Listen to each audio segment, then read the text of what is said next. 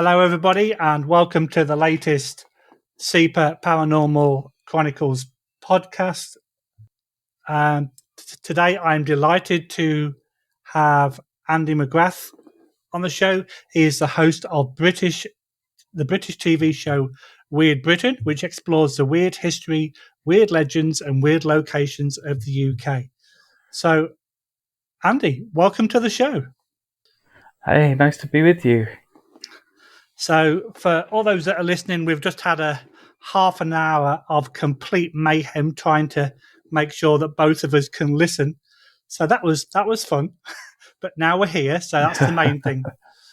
So, Andy, so obviously this episode or the episodes that we do are all about the paranormal, and I've invited you on because of the Weird Britain TV show. So, can you tell me a bit about yourself first and then how you got into creating Weird Britain?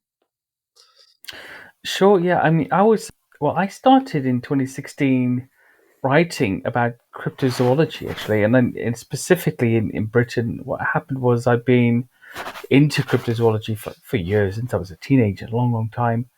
And I just had been working in London, in the city, 50-hour weeks for for about 12 years or something, non-stop, me and my wife. And we decided we'd just take a year out with some savings and do like our own projects. So she did hers, and I was not sure what to do. And I thought, maybe I'll do some more music again. I thought, I'm kind of done with that. And she said, what about this monsters thing you're always talking about? So I said, oh, yeah, maybe I could do a TV series about it. And I spoke to a friend of mine who was in TV at the time. I said, well, it sounds plausible, but you don't really have experience. Why don't you write a book about it first? Because actually, it's a nice concept, and somebody will just steal it from you if you just pitch it to them. I said, okay, fair enough.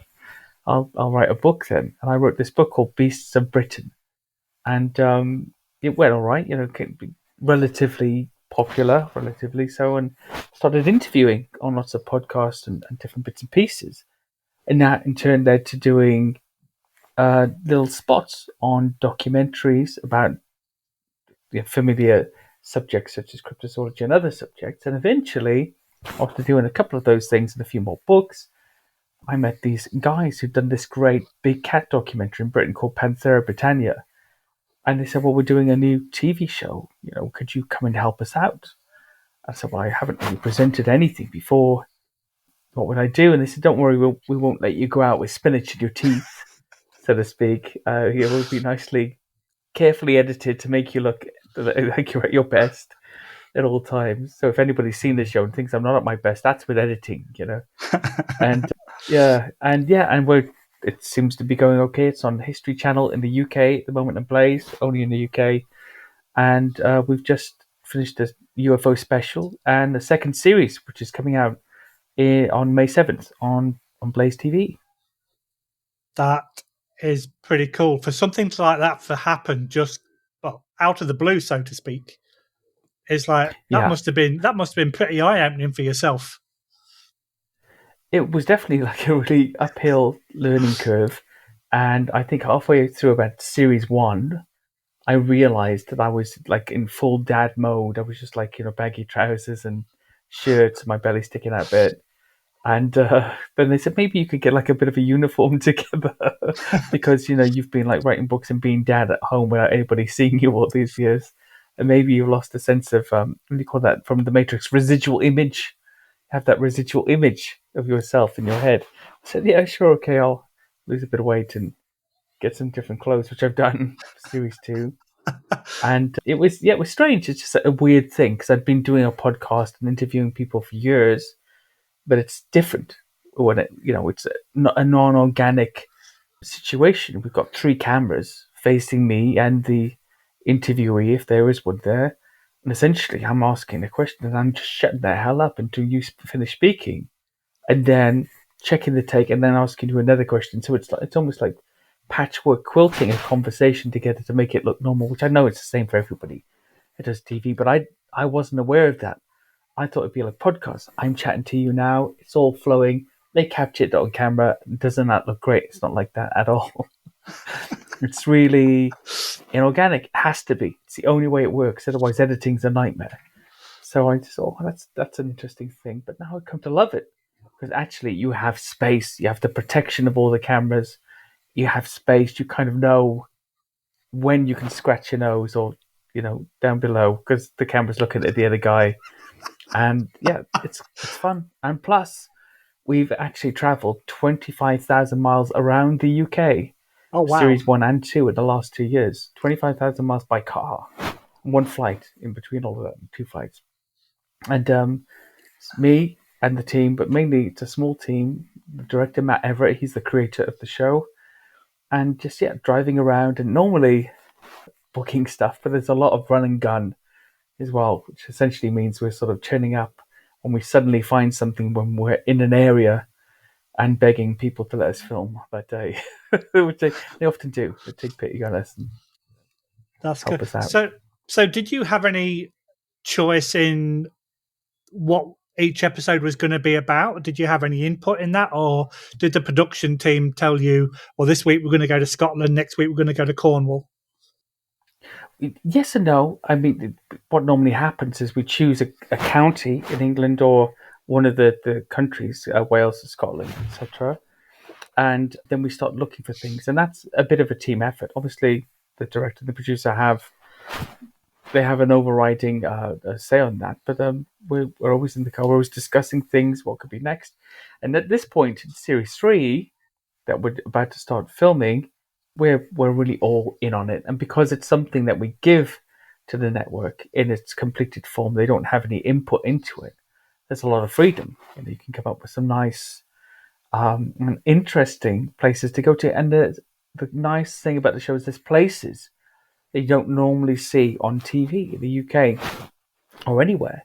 The kinds of things, and Britain's full of these types of places, and folklore and myths and practices and even weird religions that people don't get a nice look at from a sort of a supportive, productive sense. So whatever we're looking at, it's always isn't this weird, wild, and wonderful in the sense isn't this great, instead of a Louis Theroux-esque side eye look at these weirdos sort of production, which seems to be a very popular British sort of method, doesn't it, with these documentaries? You don't do any of that. It's always, isn't this amazing? Check this out. Talk to the people. Full respect. Find out what makes them tick, why they like it, why they believe it, they're interested in it, whatever the thing is, and take it from there. And that's really interesting because, like, I can kind of relate to what you've just said because a few months ago, we never had a podcast. I was toying with the idea after being invited onto one podcast to talk about SEPA. And then it was a case of I got a friend to help me set this platform up. And it was like, right, we need guests. And where do I get guests from? And as it is, I subscribe to a couple of magazines in the UK. So I was plucking people out of the magazine, reaching out to them to see if they'd be interested. And I saw your TV show being advertised. We can't see it over here, but I thought that would be a great guy to have on the show and talk about Weird Britain, because there's so much stuff that goes on there, and the connections between Canada and the UK. People say, "Oh, that's where my heritage is from the UK." I'm British. I was born in Lincolnshire, so yeah. To get all these people to start coming on the podcast, I've now got enough people to last me until September by going weekly. Great. So it's crazy. So let's go into Weird Britain season 1. I know we can't really speak about season 2, and you haven't started season 3 yet. So I can tell you a few bits. I'll tell you a few bits of season 2. That's okay. A few bits and pieces. So we'll get to that in a minute then. So everybody wants to know about episode 1, season 1, using Scotland, searching for Nessie. Oh, the special, yes. So that's a big passion of mine. The Loch Ness monster. That was the trigger that got me into cryptozoology. The Loch Ness monster stories, looking at newspaper clippings and documentaries like the In Search Of documentary with Leonard Nimoy in the 1970s, and also Arthur C. Clarke's Mysterious. I mean, it was amazing. And even the music at the beginning with the crystal skull, and looking into all these things, it just really such a big draw. And I think for people of my age, those were the two triggers, and that's where you've got this overview of things like lake monsters or UFOs and other bits and pieces. The kids of the 70s, and I just thought, wow, this is amazing, but is it actually real? Is there anything to it? I've been studying it for years and years, and I've written books and other things about it, even recently a kid's book about it, and it's like it's just a serene, pristine place. You go to Loch Ness, and you're expecting this massive tourist infrastructure. Okay, Fort Augustus might have a few stores and hotels and the rest of it, but everything else around the loch is dotted around. And at night, it's completely dark. It's pristine. You can't see hardly a light anywhere. It's still a very pristine area. So if something was to be there, and a lot of the loch is not visible from the shore either. If something was to be living there, perhaps temporarily or otherwise, you actually get to realize this could be possible. It's deep enough, it's dark enough, it's isolated enough, even with all the tourists about. There's plenty of little nooks and crannies to hide out. This could be real. And going there with my good friend Ken Gerhard, as well as being colleagues and friends for many years, he's written great books about this, and getting his expertise as one of my peers in cryptozoology was just really fantastic, and meeting everybody else there as well, like Alan McKenna, who's the new kid on the block in Loch Ness, but he's doing great work there. He's the new champion of Loch Ness. And others like Roland Watson, who's got a great blog and great books on the subject as well. That's really interesting, because it's really funny, because I was talking to my work colleagues yesterday, and my boss is big into cryptozoology as well, and was talking about Loch Ness. And over here we have Ogopogo, who is in Ogopogo, yeah, Iggy Pogo, Manipogo. I love them exactly. all. Yeah, And Manipogo. Yeah. And it was really funny, because I was saying, like, what about if it's the same animal?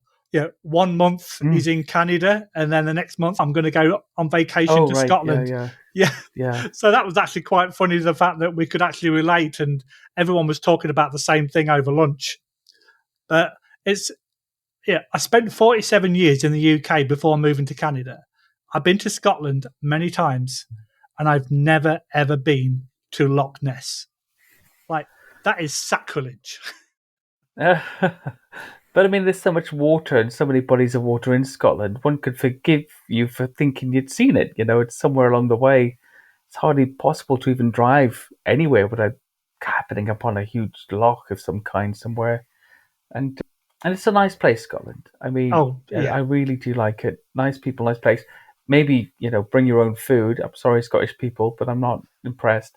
But the rest of it is wonderful. They're wonderful people. They've got a wonderful country, and it's just beautiful all the time. And they're very friendly and lovely to be around too. But yeah, Loch Ness, it's a mecca, isn't it, of lake monster research? But I love water monster sightings all around the world. I'm actually writing a book about it right now. I should be finished in a month. And things like Ogopogo, Manipogo, Igapogo, you find out when you go to these places, actually these lake monsters are not alone. There's others in the locale. The same in Scotland. Loch Ness has got Loch Oich and Loch Lochy adjoined to it. They've got lake monster sightings too. So's Loch Garriott. So on the other side, parcel, the Caledonian Canal and Neptune Staircase and all these things.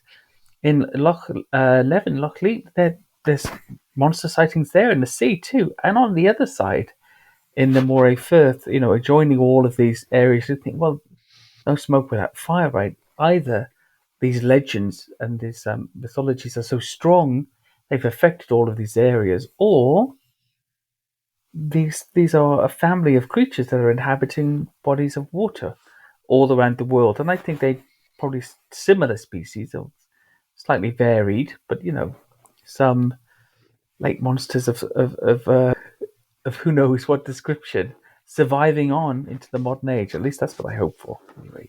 And that would be great if that was, if we could confirm that. But unfortunately, I think in this day and age, if we confirm the existence of one, then every man and his dog would go there, and then that particular species would be in jeopardy.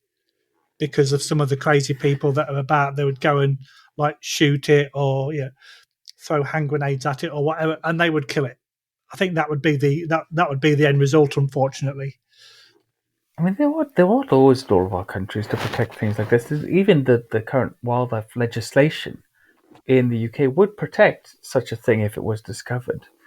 You wouldn't just be able to go and try to fish it or hunt it or anything like that. And I think it's the same in like Okanagan and the other places.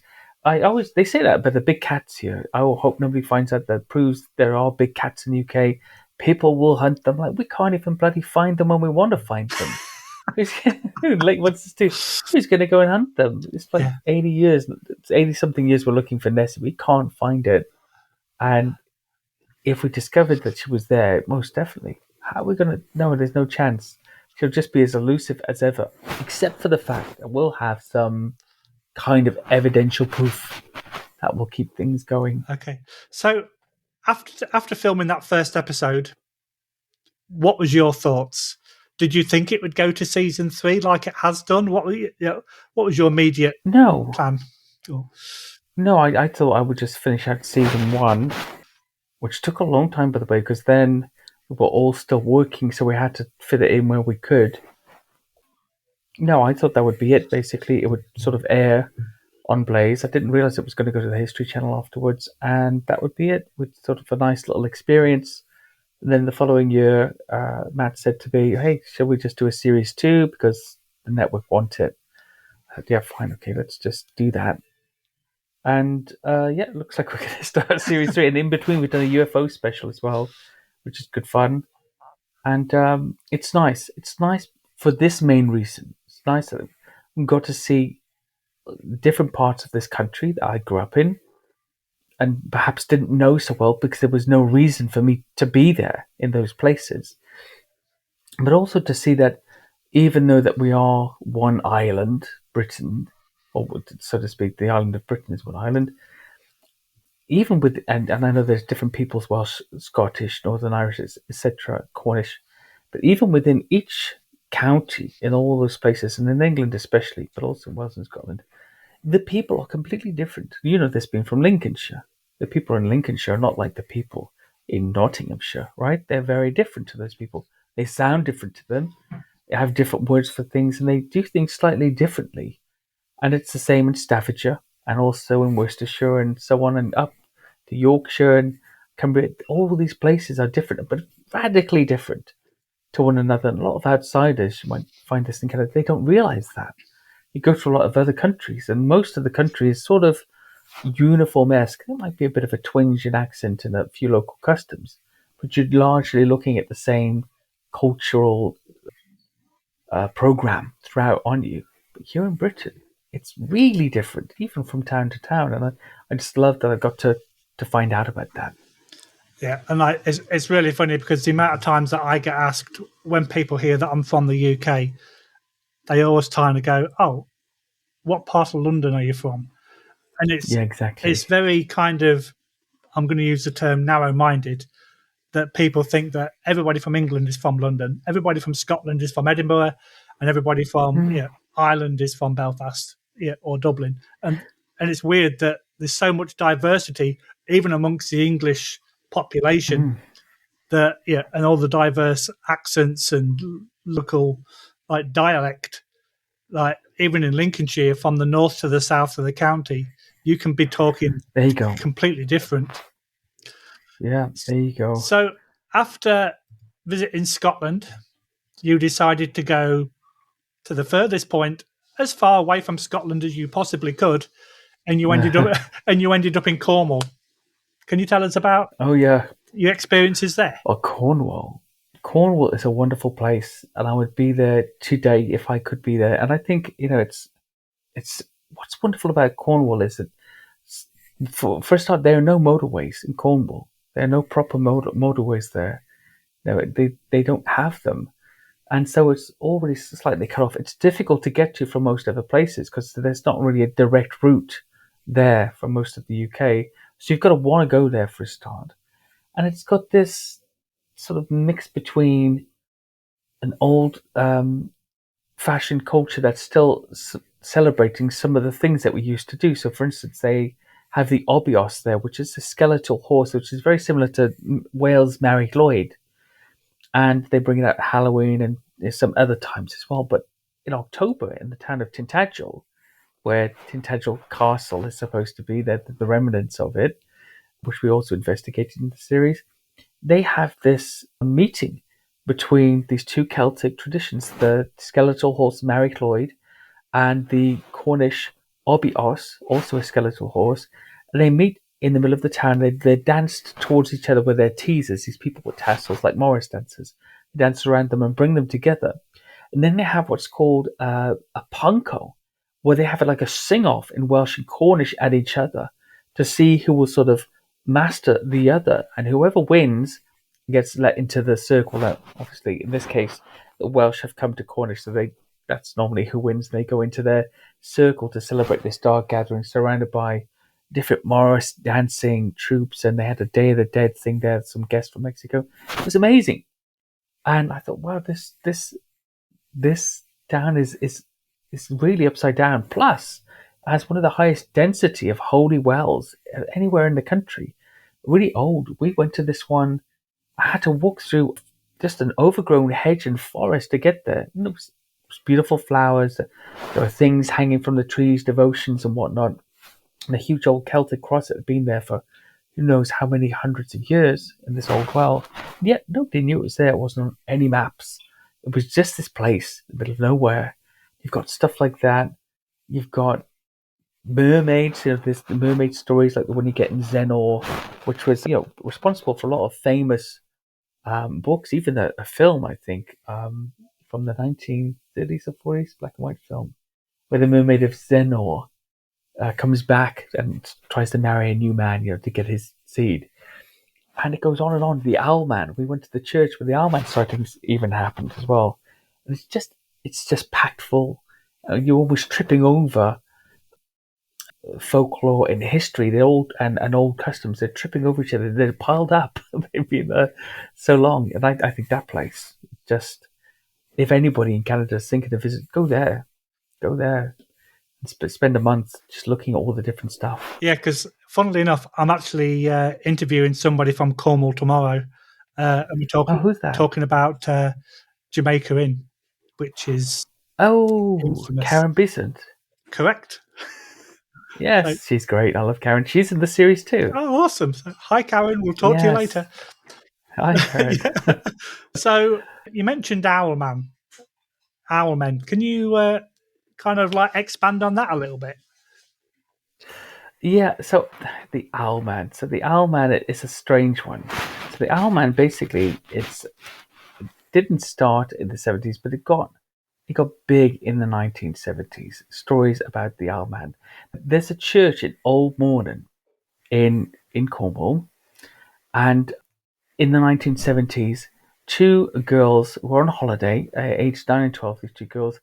They claimed to have seen this big bird man hovering above the tower of Mornan Old Church. We went there to check it out. And they ran off and they told their parents. The parents went to the police and they gave statements. They drew sketches. They separated them. They drew sketches of this weird 5 foot tall owl-like creature with like black clawed like feet and a big black beak. It started terrifying people in the area. Then people start reporting seeing red glowing lights going through the air. And then this other group of friends say that they saw an owlman sitting on a large branch in a pine tree. They think it's a joke, that somebody's in a costume, until it takes off, making this electrical sort of crackling noise and just flies away. It's got these red eyes. And they're talking about a creature that's 5 to 6 feet tall, grey-brown owl, like an owl, black mouth, black pencil-like claws, red glowing eyes, and a wingspan 10 feet across. So, okay, it could be something like a Eurasian eagle owl, for example. They do occasionally come to the UK. If you saw one of those in the dark night, you would definitely be very put out, especially in the 1970s. You wouldn't be expecting anything like that. But it's not the only one. There's also an owlman of Haverfordwest, which is in West Wales. And in that one, people have seen it since the 1960s. So I think this is even pre-Mothman sightings in the US. And somebody was drunk walking through St. Thomas Churchyard Haverford West at night, and he sees this giant owl flies from a tree, lands in front of him, and it's just there, this huge thing. He's terrified. He runs into the pub, tells all his mates, "Oh, I've seen this 6 foot tall owl with the legs of a man," and they all make fun of him basically. But later, an elderly man says that he actually encountered an owlman just 10 years before this sighting, when he was coming out early in the morning. So it's when he confirms the sighting. So pushing on to 2013, there's a young couple in the same place.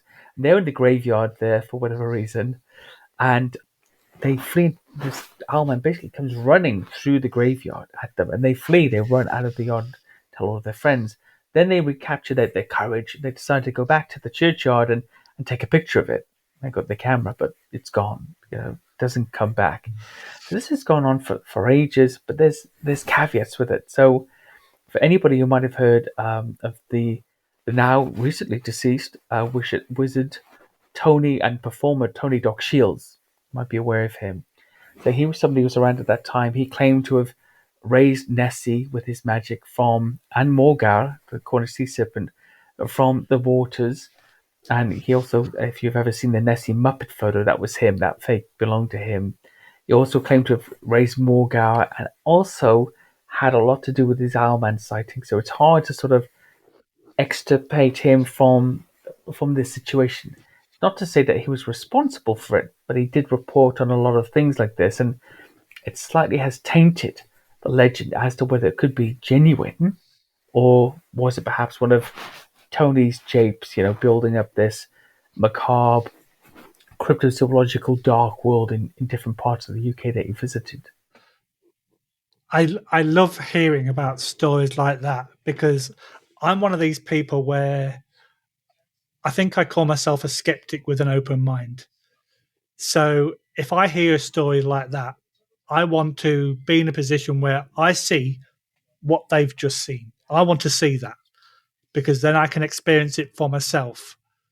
And if they say it was a 5 foot, 6 foot tall owl man, I can say, okay, I saw exactly the same thing. So that's the kind of thing that I want to experience. But while you was in Cornwall, I believe you also investigated fairies. We did have a little look at fairies, piskies, as they call them there, piskies. Fairies for me is very interesting because it's all over the UK, it's all over Europe. It's actually kind of all over the world in different forms.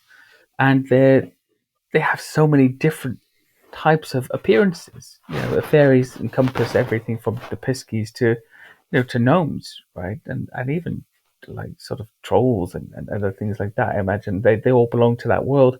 But in that pisky kind of sense, it seems to be a belief that still exists in Cornwall to this day, in the same way that it exists within the population of Ireland and Iceland. And that interested me more than anything else. Why? What is it about the culture there that has kept this superstition in a way alive?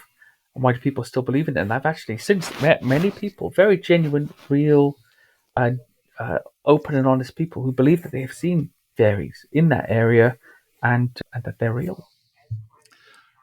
Yeah, again, yeah. Do I believe in fairies or not? It's like I haven't experienced it, so at this moment in time I can't pass judgment. But again, No, exactly. what people have seen, I want to know what they've seen. I want to be there when they see that, so I can tell myself, some rational human being, that what they saw was genuine and not something mistaken for. Because anybody that's in this kind of field knows about pareidolia. They know about auditory pareidolia, so they know that the brain can misinterpret what they think they see and try and make it into something rational. So, like, faces on toast and stuff like that. So, how much of this is that kind of environment compared to what they actually saw? And I can't say Yeah. you wasn't there, I wasn't there, so we can't pass judgment. We can only take their word for what they've seen. of course, and it's often so wrapped up in folklore, but also personal belief for many people as well. And what I found investigating cryptozoology, but also the paranormal, is that oftentimes when I'm talking to people who are very invested in it, I pick up on a sense of belief, and there's a structure of religion in the beliefs that they hold about it. I'm not saying that it is their religion, but it does form a philosophical outlook of a type. And when you have that, you can't maintain objectivity anymore. Like me with Nessie, I want there to be a Nessie. I want it to be a prehistoric survivor, and until I find out otherwise, that's what I'm looking for. I cannot take myself out of that the subjectivity of that position, because it forms part of my worldview and I'm really into it, basically. So that happens with all kinds of things. And obviously, if you've seen something as well and you believe you know what you've seen, you become a believer by default. You cannot unsee what you have seen. Therefore, nobody can convince you otherwise that it was, a monster imposter of a sort. It was a trick of light. It was pareidolia. You were under stress. Whatever the other things that we can sort of put into the situation are, nobody can convince you of that. And that's why you see people all of the time, when no matter what their position in life is or what the risks are, when they had a big experience, they start telling everybody. They can't help it, because it's almost like for validation. I have to say, no, I saw this. I need somebody to believe me, Yeah. regardless of what it costs me. And that's very interesting to me. But as a researcher, I never defend the indefensible. It's not my position to believe it or not believe it. I only have to investigate it. That's my only job, and lay out the basic facts surrounding what people believe about it, or what the encounter was. And that's the good thing, and that's like a common sense approach. You can't judge that individual. You wasn't there at that time, but what you can No. do, you can get as much evidence as possible or as much information, and you can provide the facts about UFOs or theories or Yeah. cryptids. And I think that's the way that most sheep people should be, rather than go, "You're a crazy person." Like I don't want anything to do with you. And like, that's Yeah, well, that's never a good start. yeah, it when it comes to witnesses, that always that never goes down well with them. I found that out the hard way. It's just because somebody is trusting you essentially as well. Now, when something big happens, somebody comes and tells you about it. They are trusting you. They're saying, "I trust you as the researcher to sort of take my encounter and make something of it, or try to make sense of it, even if that's what they're looking for." And so here it is. And if you're like, well, you know, it's not a good look. It doesn't help people. And even if that was the case, if the people experiencing an encounter actually had, an affectation, they had a mental health issue. If that was the case, still not going to help them to say that. If I really really believed that was the case, I would just thank them for the sighting and log it, basically, instead of maybe I might not spread it everywhere, but I would at least give them that respect. And I think that goes a long way. And the show is all about that. We're just talking to people about what they've seen, what they believe, and if it's history and folklore sometimes too, and why they got into it. And that's very interesting, because it's almost like sociology. There's a reason that these triggers take us, but there's also a reason that our cultures in the past celebrated them, and in some cases, we are celebrating them again. It's been a revival. absolutely. So I'm not going to talk about every single episode, because we'll be here until midnight. But I'm going to pick a few of my favourites. So you've been to many places around the UK, but I'd like you to touch on the Rendlesham UFO incident. Yes, yeah. Rendlesham was like a portal, actually, and I say that in a sort of as a euphemism. Where we first started filming. When I started filming with them, it was the first place we went, and we ended up going back there 6 times for some reason. And one of the takes that we do in front of the Rendlesham UFO monument, we've done 6 different takes in that very same line about it. Yeah, a lot of people might not know about it. It's one of the most famous UFO cases in the UK. So, in 1980, Christmas 1980, there's an RAF base nearby. There's also an American base nearby. There's nuclear deterrence in this area in Suffolk, basically, and so there's some weird sighting that happens. Some weird craft is spotted, and some of the local people in the base, they go out to investigate it, and they have experiences. Two of the men get really close to the UFO, which is on the ground. One of them touches it and later claims to have all kind of messages implanted into him. But one of them, who sees it, a third man, is a Colonel Holt. He's basically running the base. He's got a lot to lose by reporting this, but he reports seeing this craft and being very confused. And there's even a recording of him seeing it live. He's recording what's going on. Now, a lot of people say to me, well, why was he recording? Well, look, you're walking in the forest in the middle of the night. It's dark. You're a military person. You have to take records of what's happening. You can't write. So you record. So that's what they were doing. So he's recording it, and so it unfolds. Now, this has gone on for years and years.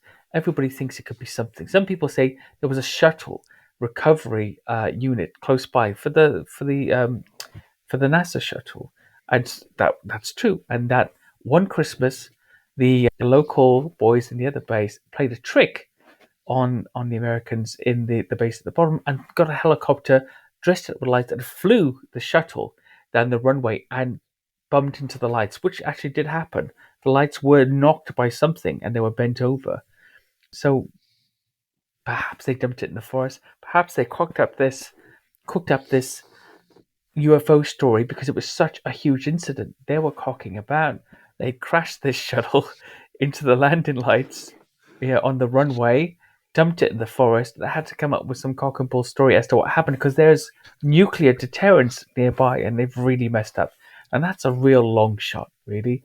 For everybody who was involved to hold that story for 40 plus years and a colonel to get involved and make that kind of report seems really out there. Also, some of the people say that the lighthouse, which was not too far away, on misty nights, that was a misty night, that sometimes the beam coming through the trees as it swings around could really convince you that something above you. But these Air Force personnel, they were local there. They were stationed there.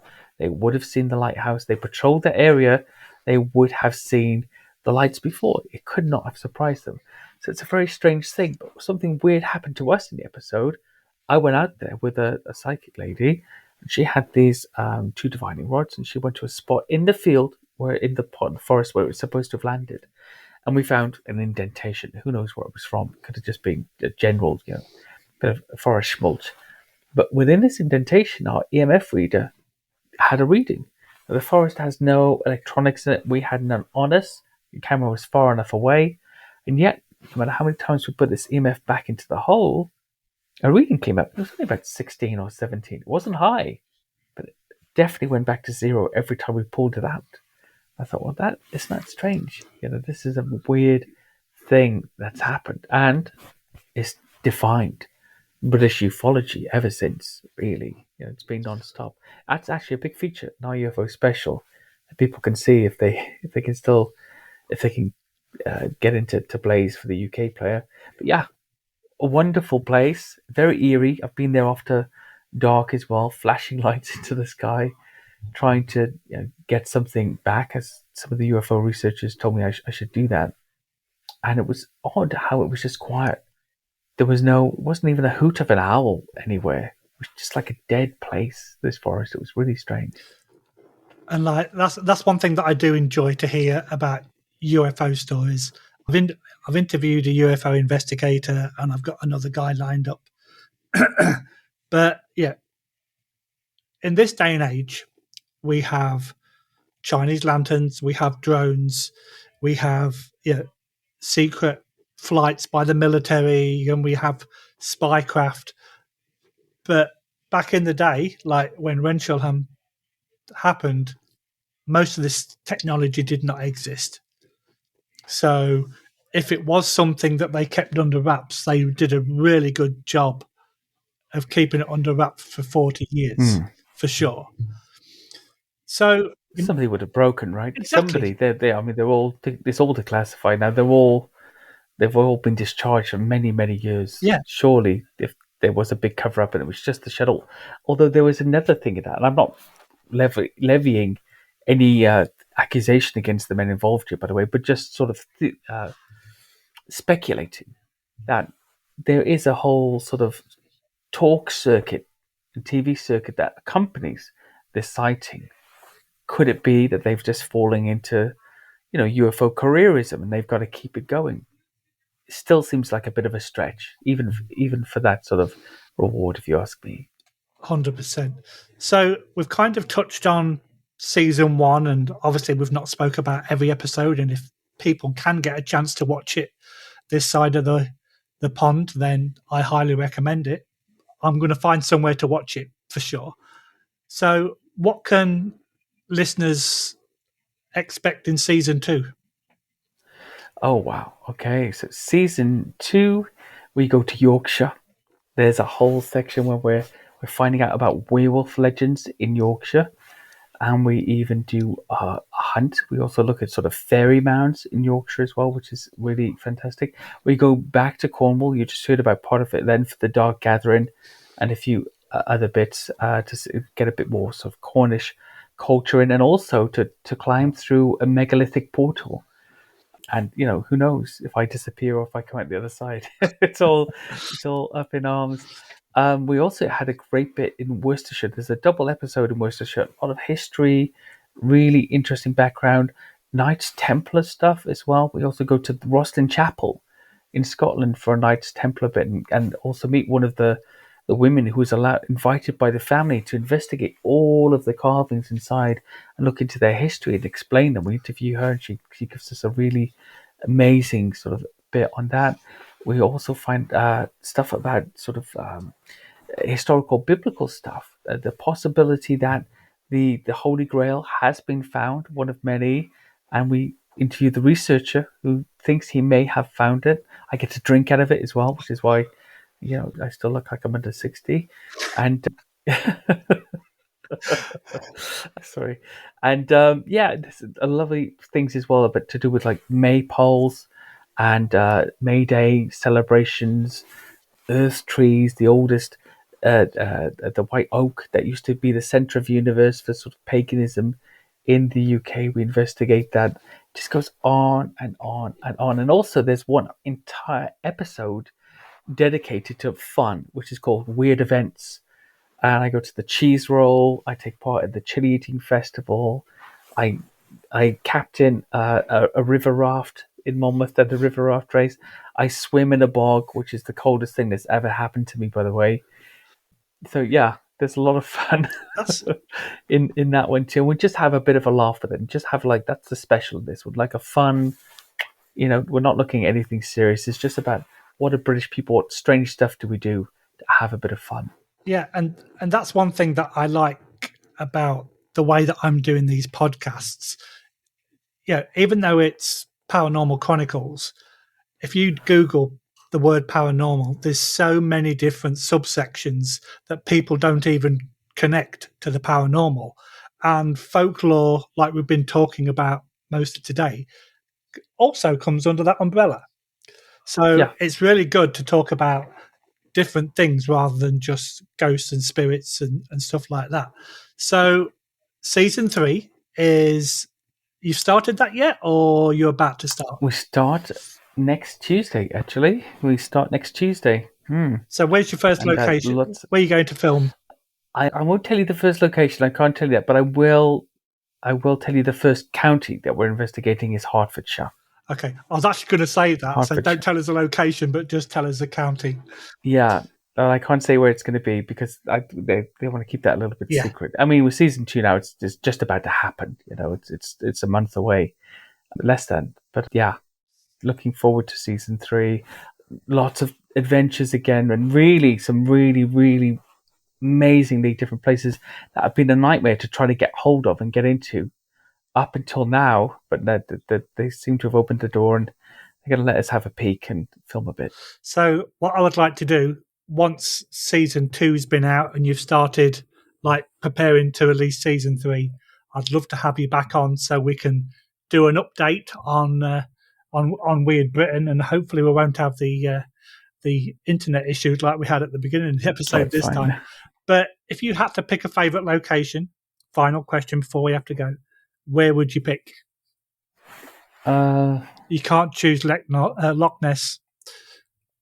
You know, I think it was that holy well in Cornwall. Actually, it was a very beautiful place, and it was a big surprise to see it in the middle of nowhere. That people go there, but generally speaking, nobody knows about it in the general public. You could never find it by yourself. Somebody had to take us there, and I thought it's amazing to me that stuff like that still exists hundreds and hundreds of years later, for whatever purpose people use it now. Yeah, it was just a wonderful thing. So, and it was a lovely sunny day too. So that's it. That's the nice place. And the two people we interviewed were also lovely. They were very nice people. I'm sorry, did you just say that you had a sunny day in the UK? Yeah, it was actually in the summer. It was in the summer. And I'm pale people too, so I was hiding. What I loved about that sunny day around the well and the forest surrounding it, or the glade that people had made, was that the sunlight was dappled. It was kind of protecting us, but we're getting the nice little bits too. And he's always hiding from the sun. He always hides from it because I'm not made for the sun. Yeah. I'm made for Irish or Welsh weather, you know, up until late spring, and then things get uncomfortable. Awesome. Well, Andy, it's been a really great chat. I've learned some new things about my homeland. And like I said, please come back and we'll have an update on further episodes. But for now, I'd like to thank you for your time and have a great rest of the day. Thank you very much. Thank you. It's been a pleasure.